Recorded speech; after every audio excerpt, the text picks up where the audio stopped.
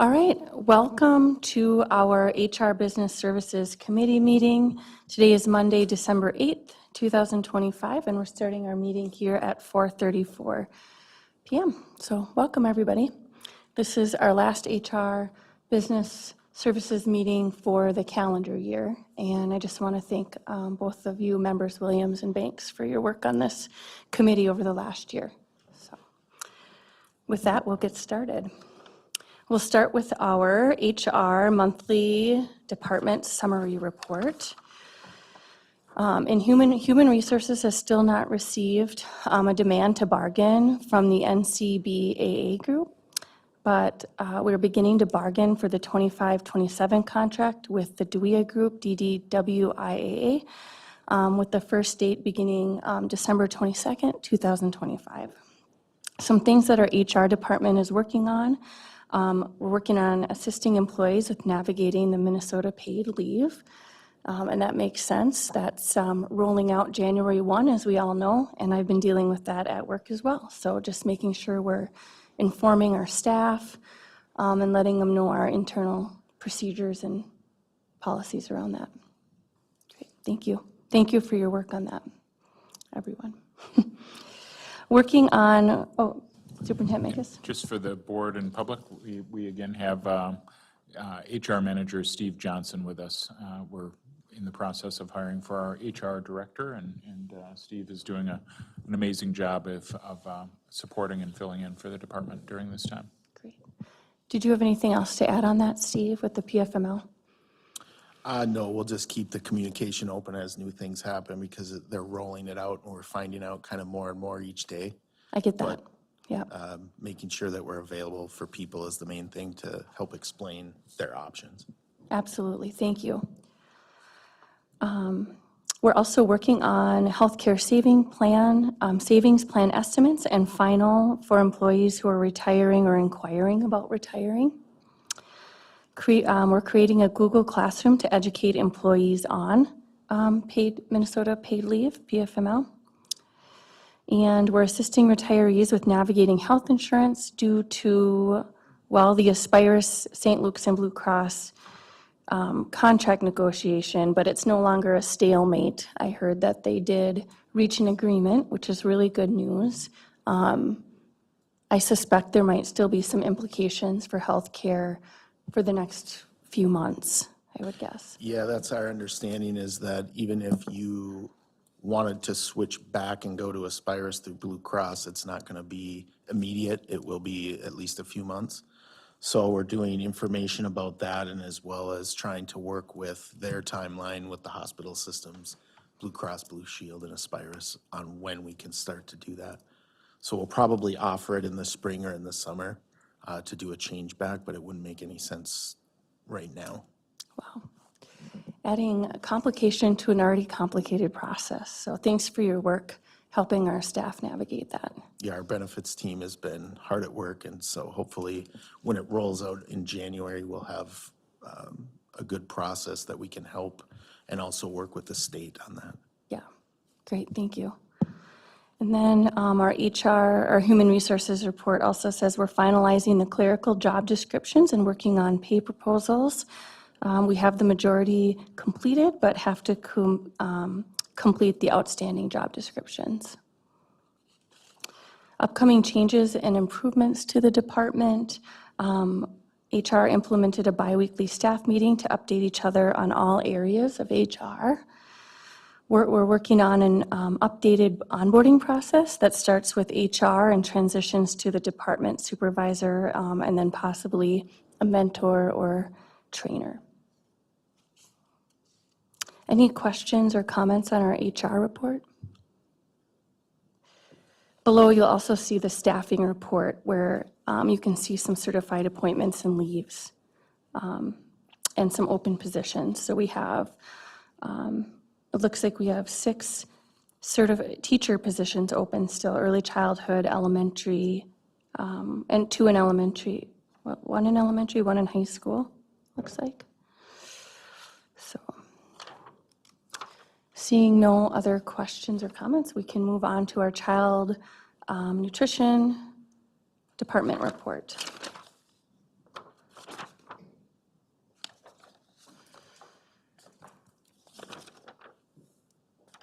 And it looked like this thing got out of order here.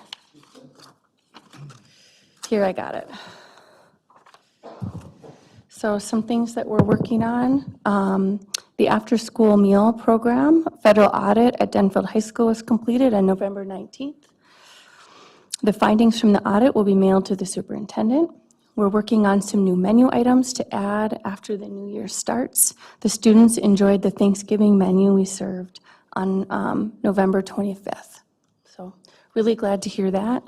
One question that I asked, just not in the meeting, but I was just curious about, how we're trying to provide different types of food. And it sounds like the nutrition program is working really hard on that. We have that one, what is the committee called, Superintendent Magus, that was just recently started? I know a community member who's on that. Yes, that would be our District Wellness Committee. We have two main committees that have started recently. The District Wellness Committee has been reinvigorated, as well as the District Advisory Committee. But I believe the one that you're referring to is the Wellness Committee. Yep, it was the Wellness Committee, so, yeah. And it's nice to know, too, that our students always get a good number of fresh fruits and vegetables. I had commented, I noticed that there's a lot of items with cheese, cheesy bread type items, and so I just kind of asked about that. It kind of piqued my interest when the students really liked the Thanksgiving meal. So it's nice to know that we're engaging our community members and parents in that wellness committee. Thank you. Simone, anything else that you want to address? Okay. And then we have the state of Minnesota directly certified as free 162 additional students in the month of November. So that's free and reduced lunch. They add students to this list all year long. The list consists of students that receive other benefits from the state of Minnesota that qualifies them for our program as well. For example, perhaps they receive SNAP benefits, and that in turn qualifies them for a free lunch. And then below that, we have our staffing report. We currently have 4 open positions at 4 different schools, and we hired 2 child nutrition assistants in November. And I just want to say thank you to all of our child nutrition staff who work hard to provide healthy meals to all of our students. Any questions or comments on the nutrition report? Member Banks? Just a real quick question related to the staffing. 4 different schools. Which schools are those, if you have that information? I do not. I do not either. I would have to get that for you. Great, thank you, Member Banks. Seeing no other questions or comments, we'll move on to our facilities department report. So DNT work progresses with meetings that include Q&A sessions with program leaders and staff. Some things that we're working on for facilities, new UV lighting for the pool at Ordine. I'm just going to highlight a couple of these, so I know we all read it, and there's always a lot going on with facilities, but there is a scope of work and project drafting for Ordine, an Ordine classroom kitchen. And then at Lowell, the parking lot scope development and project timelines. They're working on those, as well as these other ones listed. Some upcoming changes and improvements to the department. We're adding and changing monitoring systems to include additional coolers and freezers at both of the high schools. And as far as our staffing report, operations staffing, looks like we filled, Rockridge Engineer was filled by Tim Scanlon. We're still short second shift engineer, 2s at East High School, Lincoln Park Middle School, and Ordine. And then the second shift engineer 1 at Myers-Wilkins. For custodians, we recently hired a new custodian at East High School, and we're just now missing 2 floaters. So it sounds like still have some hiring to do, but we're better off than we've been in past years, it sounds like. Is that safe to say? I'd say that's an accurate summary. Great. Member Bank? Oh, sorry, continue. No, there are always positions that we're looking for and sometimes having a hard time with, thinking about our para positions, our maintenance positions, our bus driver positions. We're always looking in those areas, and really thinking about new and different ways. We're attending job fairs. We're doing more with different advertisement and such. But when we, I think that we will continue down those paths and then also explore new options with our new Director of Human Resources when they're hired and put on board. Member Banks? Yeah, just a quick question. Are we going to have the enrollment report, or did I miss that? No, we'll do the enrollment report. Sorry, I skipped over that one. Oh, okay, I was Yeah. wondering. Yeah. Thank you. Thank you for pointing that out. I'll just finish this report. I love that we do stats in the spotlight below. It's nice to see that we create pathways for employment growth, and in the school district, we're one of the largest employers in our community, and so it's nice to see that there's room for growth for people. So Dennis McDonald passed his Minnesota Chief Engineer Boilers license. Tim Scanlon was promoted from Ordean Shift Engineer 2 to the Rock Ridge Engineer. Anthony Guzzo was promoted from Homecroft Second Shift Engineer 1 to Laura MacArthur Engineer. And then Austin Christensen was promoted from Custodian to Homecroft Second Shift Engineer 1. So it's just really great to see those pathways for career development. I think that's really important, and just as an example of thinking about those career pathway ladders, I attended and no, this isn't is partially on task, but with the University of Minnesota, they have a Next Gen Teacher Grant, which allows for paras to become teachers and things of that nature, and I was in a meeting on that this afternoon, and they're partnering really closely with us and looking for people who want to have those types of career ladders too. So I think it's really important for us to think about how are we recruiting the best into our organization, but then, as you said, creating career ladders for those individuals to continue to move forward and move up. And as Member Banks has pointed out too, thinking about, you mentioned at our last board meeting, thinking about what are we doing to hire more diverse staff is something that we look at. So very important topics. Member Williams? Thanks. I just want to point out, we say this every month at our regular meeting in the COW and even here, we need to change the language and stop calling it the D&T. So can that language be changed on the manager's report? It's the First Street building. This is what goes out to the public. That's all. I don't know if it's a nitpicky thing, but it's I not would our. definitely support that. Thanks Yeah. for pointing that out, because I know that in my mind, I try to start using the Yeah, First but Street we are language, gonna but read it's just what's, yeah, right we're gonna read here. what's written, so if we could all just try to, I don't know, yeah. Yeah. If I we can agree. talk to, yeah, about And I First Street building. prefer to avoid acronyms anyway, so. Yeah, so our First Street building progress Great, is thank you. happening, so, thank a you. good point. That's all. Well, then I'm gonna, did you have another comment, No, I Superintendent was Megas? just saying thanks, and I didn't mean to.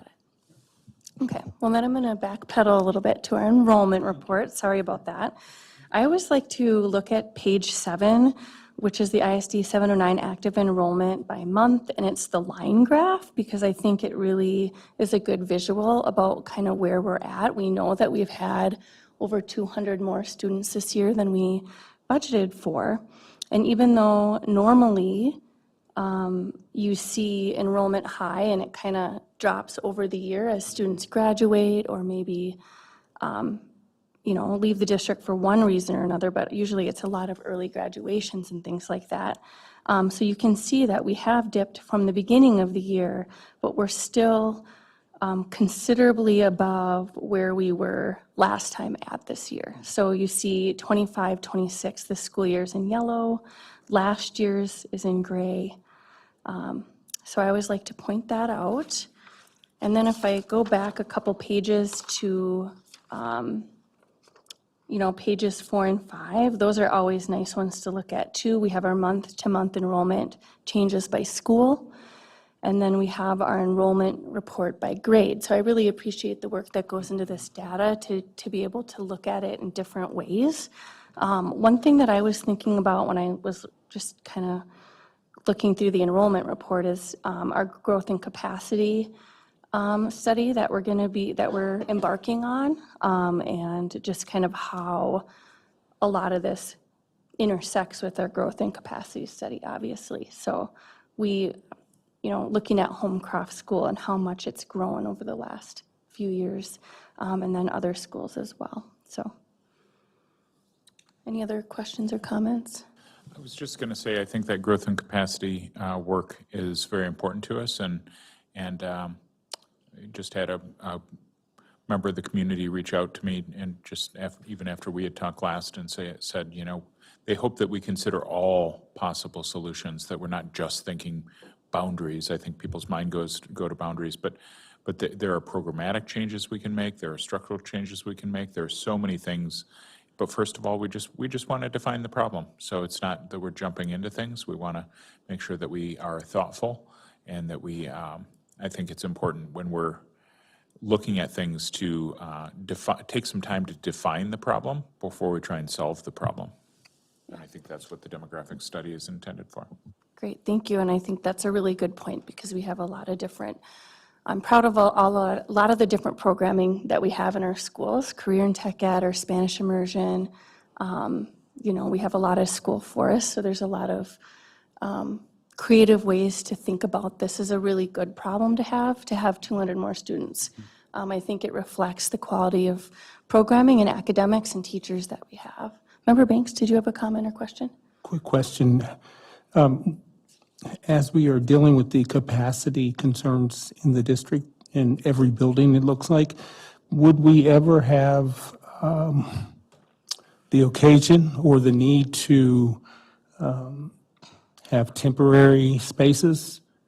For example, where you can have, mobile homes or mobile units to serve as classrooms to accommodate the temporary issues that we might be dealing with? I think it's something to look into. I know we looked into that type of temporary space during COVID, when we had some additional needs for spacing and things like that.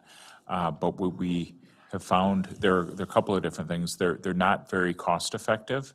And second, with the northern climate that we have, there are certain things with just not having a foundation and things like that become problematic for that type of structure in our area. So it's something we've thought about, but not necessarily quite as deeply. I think sometimes what we might have to really give consideration to, though, however, is sometimes if there's like a brand new construction, sometimes you have to think about what are you doing with the students during that point of transition, if you have to think about those things too. But I think that's a ways down the line, but I think it's always important for us to keep that in mind as far as what could we do with our students if there is a need to build or a need to have that transition. Because I think that's another piece too, when we talk about what are different ways to solve things. It's not necessarily just changing boundaries. Boundaries is not necessarily the way we want to change things. I think people really support their local schools. And so thinking about what would we need to do or consider related to additions or new construction, those are all things that we can think about. Thank you for that good question. I've wondered that one myself. So, all right, seeing no other questions or lights on, we'll move on to our technology report. So here's our manager's minutes. Staff attended a Google AI and Google Workspace training outside the district. So we sought feedback on and prepared edits to our district's AI use regulation, and held a round of one-on-one meetings with all department staff. And I just wanted to thank, maybe Adele would probably be the right person, but for the good communication about AI that came out to all the families. I saw an email that came out to me as a parent, and I believe it was also on Parent Square. Superintendent Magus? Yes, no, I would say that we're very grateful for Adele for that communication, and also Greg Krieger and the technology department. They did a lot of work with that as well. And we're always trying to improve our communications work. We're actually just kicked off today our communications audit with the National School Public Relations Association, NSPRA. I was trying to think of what NSPRA stands for, but I got it. But I think that communicating on things like AI and what that launch looks like and means to us. It's very important, especially because we have a variety of community members that have different views of AI and different thoughts on AI, and we want to make sure that we're thoughtfully letting people know ahead of time. And I appreciated the thoughtful conversations that we had as a school board. I believe it was our last school board meeting in November. And there was a lot of really good questions about that. And I would encourage folks to go take a look at that meeting. Some things that our technology department is working on: the installation of flat panel displays to replace aging smartboards was completed in pilot classrooms at Denfeld and Ordine. Several additional pilot classrooms may be added at East or Lincoln for testing additional equipment prior to finalizing a recommended solution for all middle and high school classrooms. The execution of a full project spanning high school and middle school sites is still pending, depending on the availability of funds. But I think that sounds really smart to test things out and make sure that that's the right way to go and get probably some student and teacher feedback on that. We're working with a network team to continue preparation for a late December cutover to new core network equipment, and I didn't know what that was, so I asked, and that is basically a cutover is a date or time when we transition from one piece of equipment to another one.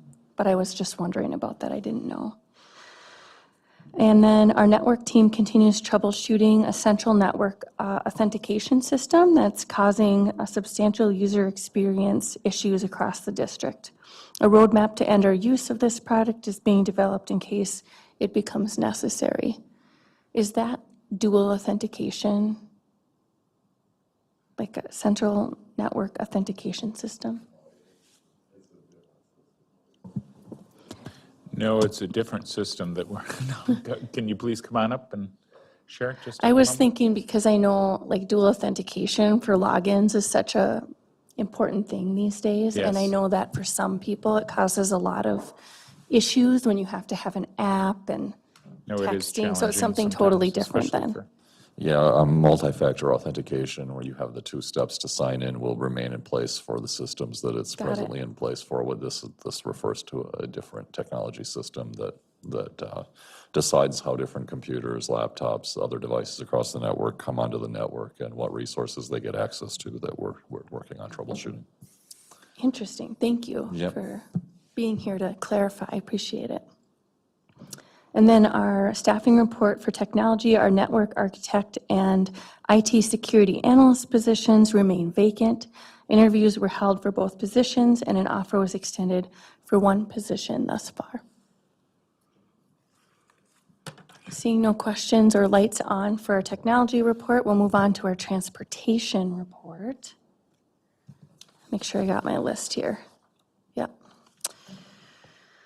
So our current driver staffing challenges are nearing an end. I was very excited to see that. We anticipate being fully staffed with licensed drivers by early next year. Our aging fleet presents ongoing challenges requiring us to manage a current volume of bus issues while also working through a significant backlog of maintenance and repairs. Some upcoming changes and improvements to Transportation Department. Our next training session scheduled for December 8th, so today, updated staff on CPR and first aid certifications, and included instruction on basic sign language skills. Great to hear. And our staffing report, which reflects what I previously said, we have one driver currently in training and have just interviewed 2 more, which will bring us up to full staffing. And currently, stats in the spotlight, in our district, we have 441 different routes currently in operation daily. Any questions about our transportation report? Okay. Member Williams? Not a question, just a comment. I really love I lost the wording, the basic sign language skills. I think that's fantastic because, yeah, accessibility for everybody, and that's great. Yeah, I do too. Thanks for pointing that out. Member Banks? Yeah, just a quick question. With that many routes, How many drivers is that currently? And how are we navigating that? Because I know we need to hire a few more drivers, or is it more than a few more? Or 441 routes, that's a lot of routes. So I was just wondering on that. Yes, and I'll let Executive Director Zunich answer that question, but there are certainly a lot of routes, and actually, when we think, we're just having conversation about budget, and our transportation routes and sometimes additions to the routes are things that are sometimes costly, and so we're trying to make sure that we're balancing the first priority we have of, we need to get our students to school, right? And get them there safely, but then also thinking about how are we managing the financial and employment constraints of that. Executive Director Zunich? Thank you. We currently have 38 buses and 38 drivers. We have 4 bus helpers. We've been able to hire 2, 1 driver in training, and interview just 2 more, which will bring us up to full staffing. So we like to have 2 substitute drivers. We call them utility drivers. So if we have people out sick, that they've been able to take a route for us. So, thank you. All right, seeing, Superintendent Magus? Okay, no problem, just making sure. So next up is our recommended resolutions. So the first one is an attachment that's pending, and this is Resolution B12-25-4137, an aid anticipation certificate. And I just wanted to talk a little bit about this. This is something that is a state-allowed process. Basically, it's a line of credit. Many districts keep a line of credit. This one is a temporary line of credit that would run from February to May, so for about 160 days, and it would be paid back on June 1st. This is something that we have done in the past, probably 5 times in the last 13 years. The most recent was probably in around 2015. So it was not something that adds to our debt because we pay it off. Actually, I know Director Zunich, you may want to talk a little bit more, but I know that you talked to Baird, and they actually recommend that many districts, they recommend districts to have this just to offer a little bit of flexibility. Sometimes, when payments, some income is coming in and payments are going out, it just allows a little bit more for cash flow. So we have a very large debt payment due on January 28th. It's almost $27 million. And we do our best all year to make sure we build up our cash fund. But this will happen, and it could potentially happen again next year as well. It's just the timing of all of our ideas payments and our draws and whatnot. It happened last year, but we were able to manage it through accounts payable, just managing our checks that went out. But as the year has come on, we have bigger expenses and contracts and whatnot. So we're doing our best, and whatever, we are providing almost a worst-case scenario, but whatever we do not use will sit in a liquid cash account, will earn interest, and we'll be using that money to pay down the fees that are tied to this. So I did a lot of research. Met with U.S. Bank, with our PMA advisors. I called our other advisors, our Baird and PMA and U.S. Bank, and it's a very common practice, and it's good business management for us, because now I won't have to lose sleep over, paying our bills and whatnot, so. Could you elaborate more on that, what you just said at the end there?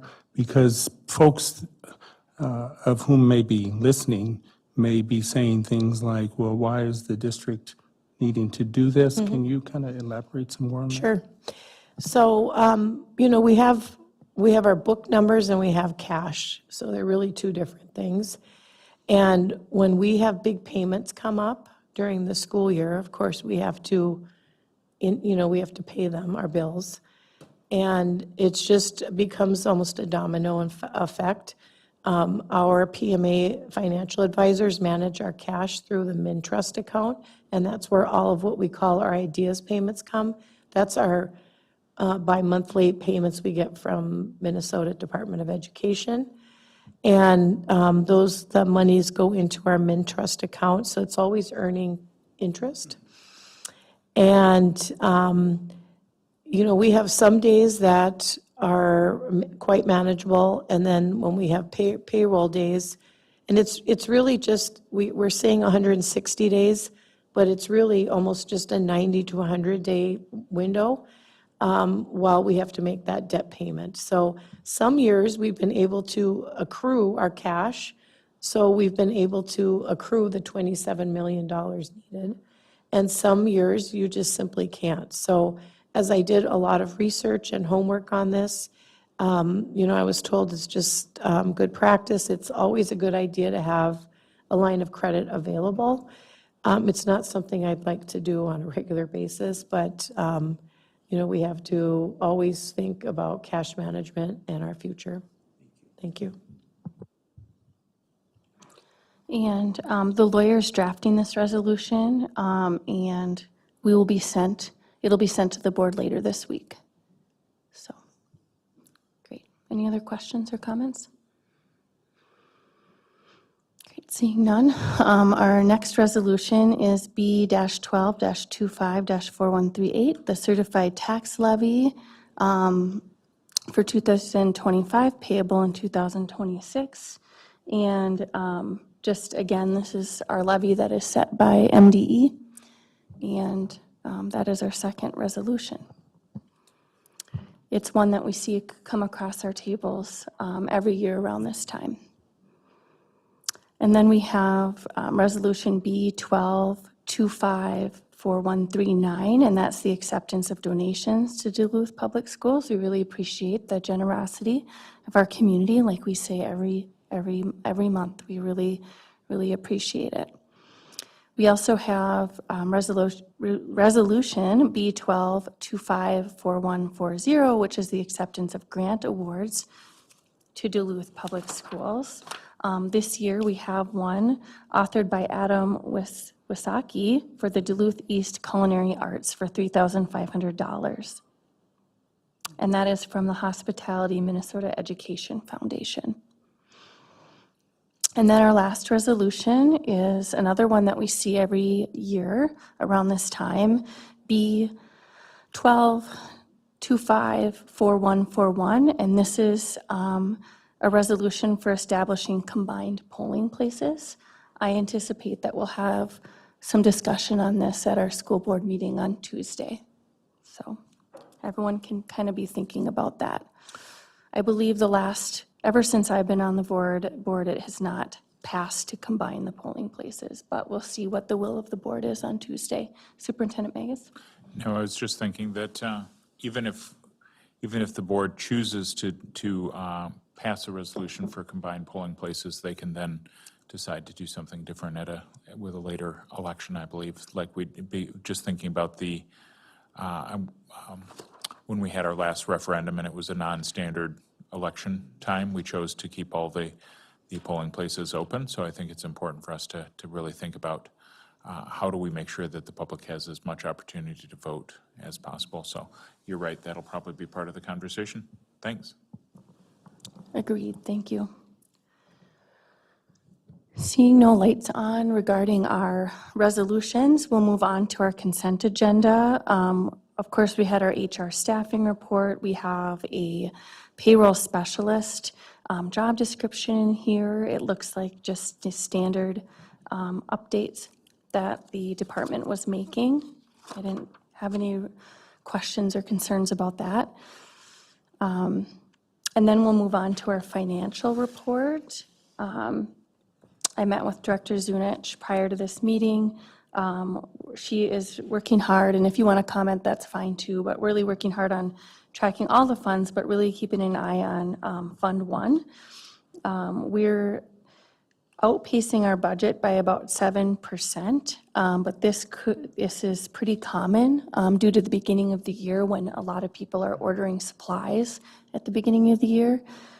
In January, that's kind of our mid-year, 6-month, kind of marker, and that's where we do have a really clear picture of kind of where our finances are. So we always keep an eye on these things throughout month to month, but that happens in the nonprofit world too, like quarter end or halfway through the year, you often will have a clearer picture depending on what funds are coming in and what funds are going out at that time. Any questions or concerns on the budget or extra comments? Okay. Seeing none, we'll move on. We also have fundraisers, and that's on page 26. So it looks like there was a few fundraisers throughout the district, 3 at East and 1 at Laura MacArthur. So it's always fun to see our youth out in the community selling butter braids or bagging groceries, and I always find it fun to support them. When I was door knocking, I ran into a young man who was from the Boy Scouts, and he was selling Christmas wreaths. And he was a few doors ahead of me, like for about 2 miles. And finally, I caught up with him and bought a wreath. So it was fun.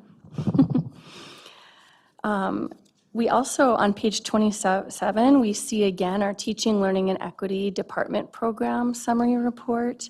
And this is the same report on the First Street building that we saw at the Committee of the Whole a few days ago, or last week. So it's basically the same report that we talked about pretty extensively at that meeting. Then we have we don't have any bids, RFPs, and quotes. We don't have any contracts, change orders, and leases. And then we get into but we do have some change orders later on. So we'll go into our miscellaneous informational items. So that's where we had the property update. And then on page 33, that starts our expenditure contracts. I looked through all of these. It's quite a few pages of expenditure contracts. The first 2 are the 2 that I had the biggest question on, and then I'll see if other board members had questions. But they all look pretty standard, I guess.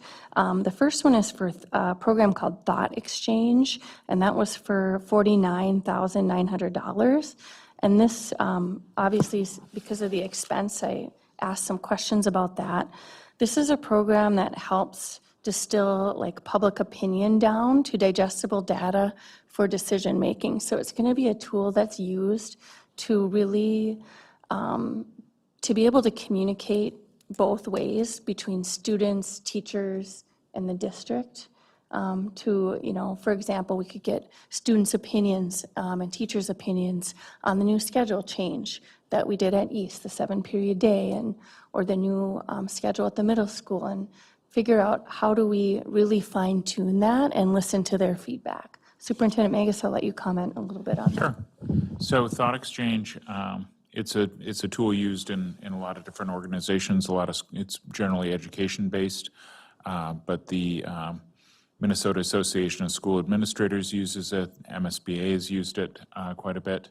Wide variety of districts use it, but a couple of things they talk about is just really going beyond surface level surveys. A lot of surveys can be just sort of flat. They do survey work. They have flexible survey design, diverse methods, and can go deeper into the survey analysis. But they also produce something that's called a thought exchange, where the idea comes from. And those are a forum for basically anonymous group conversations that provide transparency and community perspectives based on priorities. So it also filters out, there's anti-bias lens that it has when it's doing this, so that unlike a social media algorithm, I think it's more based in just what ideas are coming to the surface, and allows people to look for common ground when they're doing that. There's also opportunity for this sounds a little interesting, but they have AI-based interviews, so you can have it set up so that rather than just do survey work. It will conduct some questions and do questioning of different people who are participating and solicit the information that way. So really, it's about how do we more deeply engage our communities. And I think a lot of times when we talk about things like trust and transparency, we want to make sure that we have, a lot of times we do lots of surveys, but we're trying to think of new ways that we can more deeply engage the community. And we also see a strong tie-in with that community engagement and trust level with building our enrollment. So we've seen, as we're trying to improve our perception in the community, we're finding that those investments, whether it was like School Mint, where we're doing an enrollment campaign, some of those other things that, we might look at the price tag of something like Thought Exchange as being not inexpensive, but when you think about if that causes the enrollment of 5 students over the course of a year, it can pay itself off. Thank you for that extra information. I find it really interesting that it can take a lot of different comments and feedback and really help make it into digestible data. That's exciting, and I look forward to hearing more about what we find from that, I guess. And also student feedback. I look forward to hearing from our student school board reps on this. I agree, and thinking about some of the school board representative comments about wanting to make sure that they are not just doing surveys, that they're maybe engaging students in forums, but then sometimes they're also finding that sometimes the forums aren't fully representative of all the students. There are certain kids that will come to a student leadership forum and give their opinion, but that opinion might be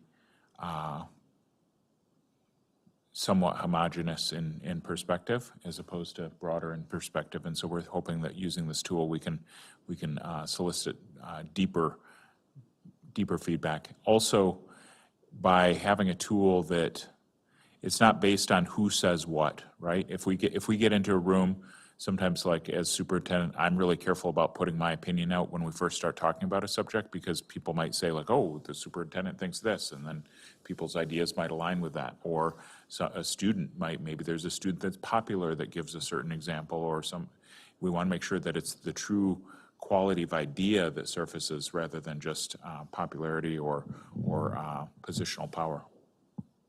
I really appreciate that, and also just giving different ways to give feedback. There's also quieter students, which I think, you alluded to just the whole gambit, but students who might not feel comfortable speaking up right away in a forum. Maybe they don't get the survey, and now we maybe have a way to engage. Or students who are maybe taking advantage of working a job for some of their credits, and maybe they're not there as much of the time, or our ALC students. So, great, thank you. I was really happy to hear a little bit more about that and just to understand kind of what we're voting on. The second question that I had was for the second one for CFS interiors and flooring for $494,503. I did track it back to the bid. So this is the contract. We approved the bid, which was number 1340 as pointed out here. I actually went back to the August. That bid was about 200 pages long, and Brett helped me with the page number, so that was good, because I looked for a little bit. So that's what that is. We already voted on the bid. Now we're voting on the contract. Any other questions about our expenditure contracts, Member Banks? Yeah, just a quick, for clarification, can someone elaborate on the culturally specific contracts? Because some are Oh, yeah. some are 3,000, and others 1,000, 1,500, and then some are like $150 each. Can you just kind of elaborate as to what those contracts will entail? Can I jump in on that question too? Because I did have a similar, I guess, question. And just working in the Indian Ed Department, I know that November is American Indian Heritage Month, so I assume that all of the dancers maybe had something to do with that. And I'm going off of kind of my historical knowledge of working in those departments, that different dancers do different things or have a different amount of work that they do. So I appreciate, and yeah, we'll love to hear why there are different amounts. My question was more on some of the names. Like, is it common that we contract with one person multiple times in a month instead of just one contract? That was my question, along with what Member Banks had to ask. Okay, I'm looking at Brett because he does help with a lot of these. So, what'd you say? It's very common. We have many extra microphones, Brett. Okay. And so this, as I'm understanding, is the span of the project? So it's not just a one-time? Okay. So I hope that answers as well. It does. Yes. And you'll see the same then, like for the drama services on the next page. Again, that's a span that they can be paid for their services up to that amount. That's the key phrase right there, up to. Yes, thank you so much. Okay, before I move on to our no-cost contracts, I just want to back up a little bit. I wanted to mention that in our finance report that there's another pending attachment for our audit, fiscal year 25 audit. We are waiting to get that, and as soon as Simone gets it, the board will have it to review. But that's kind of where we're at on that. We're really hoping to get it by the end of the week and before our school board meeting, but we'll see what happens. It's kind of out of our hands. But we really do appreciate the work of our auditors.